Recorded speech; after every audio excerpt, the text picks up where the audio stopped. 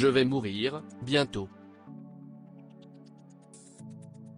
Dans un bouleversant dernier message, publié en juin 2021, Axel Kahn révélait vivre ses derniers jours. Le généticien, atteint d'un cancer, est mort à l'âge de 76 ans le 6 juillet 2021 après des mois de bataille contre la maladie.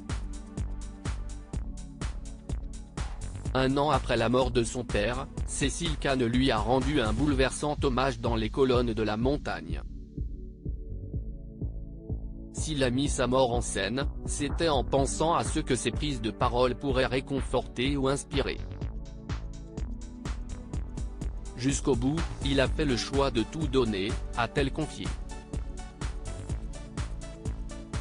Mon père nous a toujours dit, je veux créer quelque chose que je pourrais vous léguer. Je le remercie du fond du cœur, il y est très bien arrivé. Auprès de nos confrères, elle s'est souvenue de cet homme qui aimait le goût de la simplicité, le respect d'autrui, l'épicurisme, l'amour des mots et de la langue française. Maintenant qu'il n'est plus là, je découvre ou redécouvre cette facette de sa personnalité et de ses engagements. Je me surprends souvent à le trouver extraordinaire, mon père, a-t-elle conclu, bouleversante. Le 17 juin 2021, quelques semaines avant de rendre son dernier souffle, Axel Kahn avait publié la chronique apaisée de la fin d'un itinéraire de vie, un texte émouvant dans lequel il décrivait la fin de son existence. Mon cancer est devenu irréductible, soit, on ne va pas en faire un fromage. J'ai si peu de jours, il me faut trier. Et ce que je garde est beau, très beau.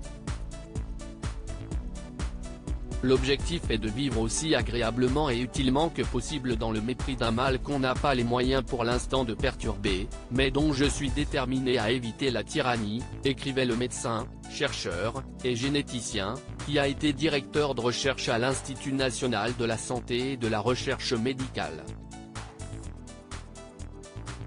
Axel Kahn, je suis d'une totale impavidité par rapport à la mort président de la Ligue nationale contre le cancer, il s'était mis en retrait de l'organisation pour vivre ces dernières semaines entouré de ses proches. La main dans la main des miens qui seront transpercés de mon amour, moi-même nimbé de leur amour, je m'endormirai, ils me verront m'endormir. Je ne serai bientôt plus, ils seront encore, je les accompagnerai. Axel, le loup, s'apprête à laisser se faire les choses qui doivent se produire, souriant, écrivait-il encore. Quelques semaines avant, il avait donné une ultime interview à François Busnel. Je suis d'une totale impavidité par rapport à la mort, assurait Axel Kahn.